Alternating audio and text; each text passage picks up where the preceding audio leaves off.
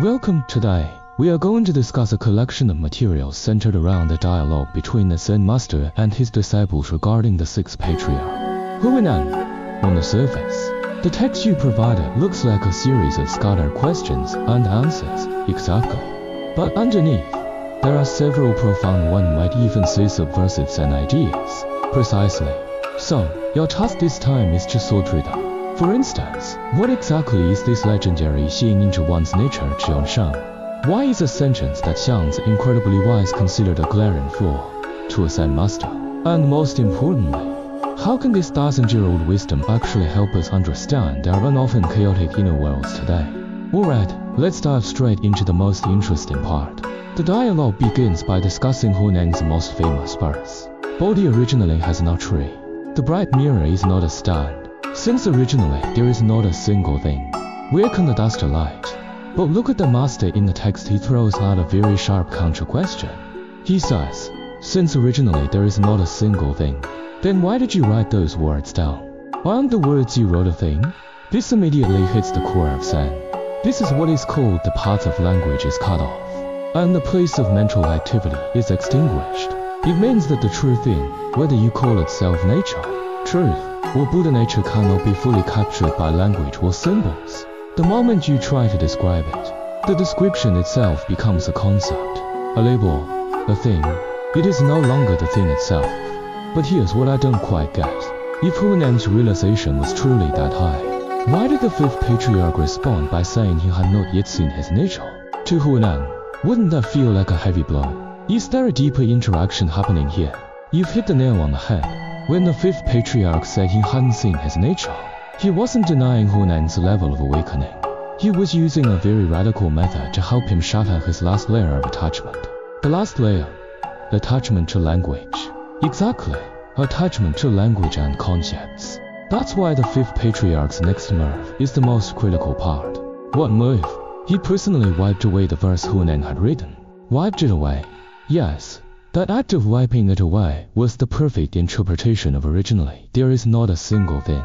The words disappear, the concepts disappear, and only then do you return to that unspeakable state. So, it wasn't a blow, it was the most compassionate final kick through the door. The next part of the dialogue is even more interesting to me. There is a group of students constantly repeating the line, the body's self-nature is originally pure. Just use this mind to directly attain Buddhahood. This sounds perfectly correct, it's the essence of the Dharma.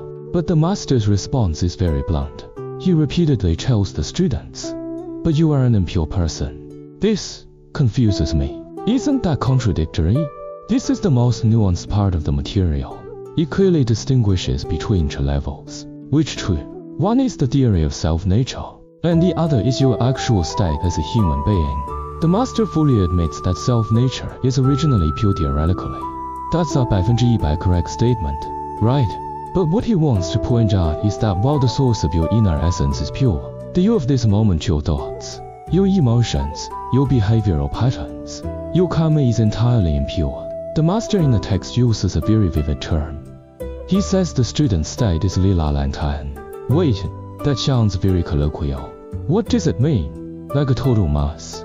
Exactly, it refers to a state that is cluttered, chaotic, and murky. The master uses this earthy term to wake them up. Stop talking about those lofty theories, and look at the mess inside your own heart first. So it's like a mirror. The essence of the mirror, the self-nature, is perfectly bright. But the surface of the mirror is currently covered in mud, and thus which is the state of you. The students keep praising how bright the mirror is while never looking at the filth on the surface. That's a great analogy. But it sounds quite discouraging. If a master keeps telling his students you are impure, won't they feel defeated and just give up? What is the intent behind this teaching style? Why not use encouragement? This is the key to the Zen stick and sharp method. The goal isn't to discourage, but to use the strongest force possible to intercept your habitual way of thinking. Habitual thinking? The students have fallen into a conceptual trap. They've mistaken talking about purity for practicing purity.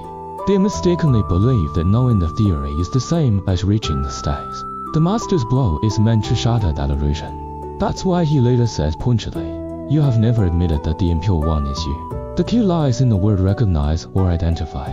Is it recognizing as in knowing, or identifying as in claiming? Both. First, you must recognize that the me full of delusions, emotions, and physical sensations is not your true essence. Then, you must stop identifying with it.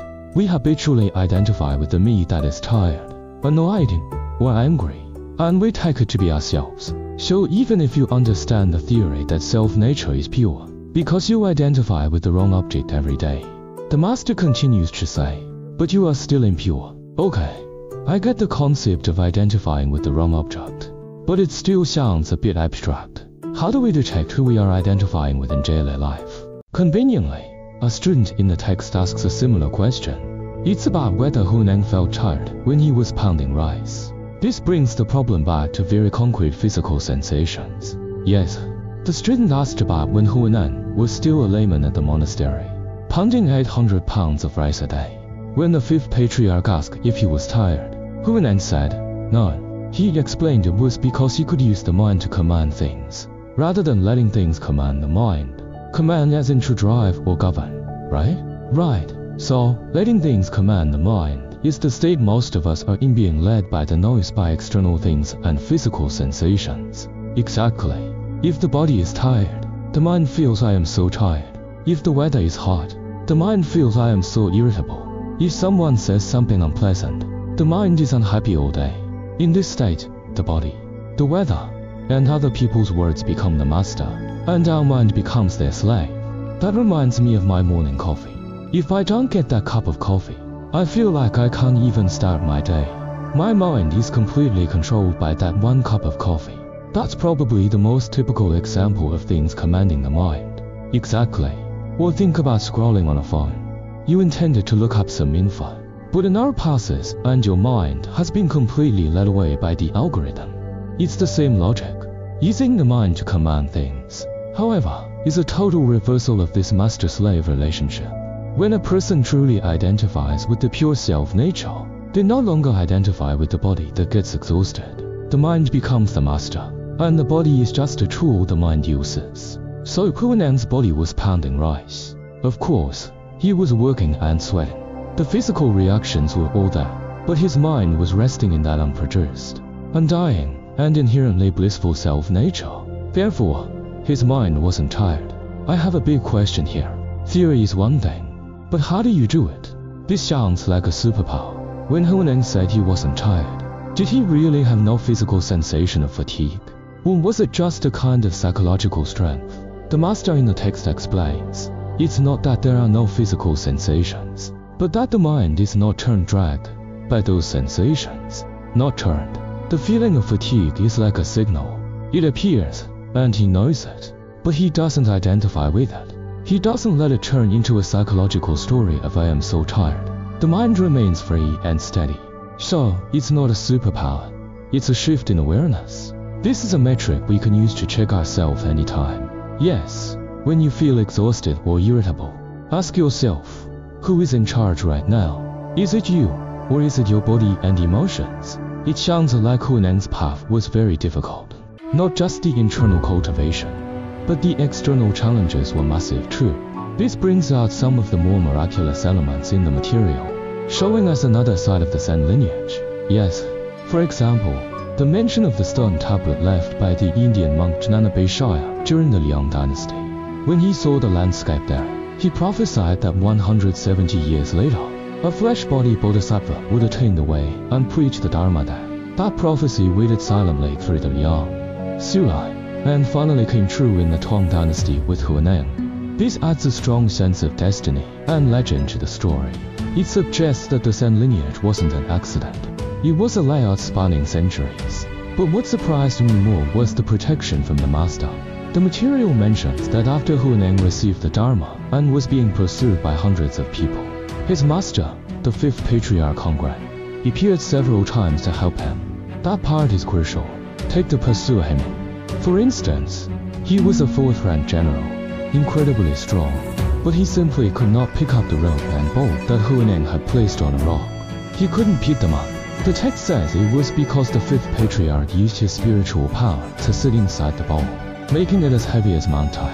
And another time, when Hunan was chased to the edge of a cliff and jumped off, the fifth patriarch used his cassock to catch him in midair. letting him float gently into the water. Well, this part is key, because it completely breaks the modern stereotype that awakening is solely about one's own effort. It seems to say that without the lineage and the master's protection, one's practice might not even survive. Do you think that's a fair interpretation? I think it's a very important perspective. In the Zen tradition, the role of the master is far more than just a teacher of knowledge, but life and death moments. The master becomes a vital protective force. The master in the text even asks the students, if Hunan had that much power on his own, why would he have needed the fifth patriarch? This clarifies that without Hongguan's protection, the Zen lineage might have been cut off right there. History would have been rewritten. It shows us that deep, even life-transcendent bond between master and disciple. There's also a historical detail in the text that is very interesting. Today, Zen is a household name.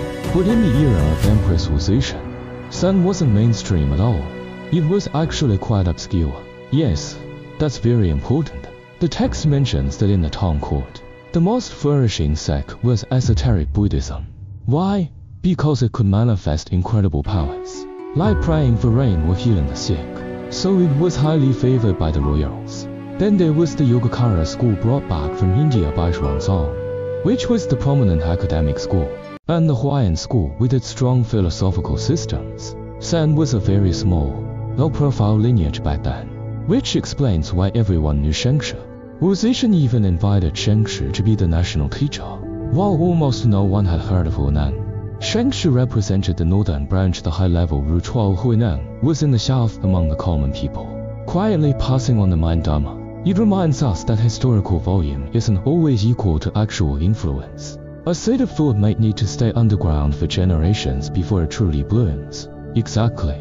From Bodhidharma to the fifth patriarch, the transmission of Zen was very hidden. When Bodhidharma first arrived in China, the monks at Shaolin even mistook him for a practitioner of external paths. No one knew he was the first patriarch. It wasn't until after the sixth patriarch that the one flower opened with 5 petals, and Zen spread all over China. So, as we've talked through this, we've seen several layers. From the dialectics of originally not a single thing, we understood the trap of language and concepts. From the distinction between self-nature and the person, we saw the huge gap between theory and actual state. Right? And through the method of using the mind to command things, we found a possibility for shifting who is in charge. Finally, we learned about the hidden history of Zen in the Tang dynasty, and the indispensable power of the master-disciple lineage. The core always revolves around recognition and identification. Have you truly recognized that original mind that is undisturbed by the outside world? And in every moment of life, do you choose to identify with it and stay there, no matter how good the theory sounds? If there isn't this fundamental shift, it's just as the master said, but you are still impure. This shift isn't something you think through with your brain. It's something you must experience personally. Finally, we want to leave you with a point for personal exploration. The end of the material mentions Hunan teaching an official named Sui Jin. His method was very simple. He said that if one does not dwell on thoughts of good or evil, one will naturally awaken to the pure mind essence, which is clear, eternally silent, and possesses infinite wondrous uses. That sounds simple, but it's incredibly challenging. Our minds are constantly making distinctions and judgments, good and evil, right and wrong, like and dislike. Exactly. So, what if we try, for just one moment during the day, maybe while waiting for a red light or brewing tea, to deliberately refrain from judging anything happening internally or externally? Don't think about whether a thought is good or bad. Don't judge whether the traffic noise is loud or annoying. Just purely observe. What kind of experience would that be? Would that state of clarity and eternal silence have a chance to briefly emerge? This might be a small practice we can take back into our lives from these 1,000-year-old wisdoms.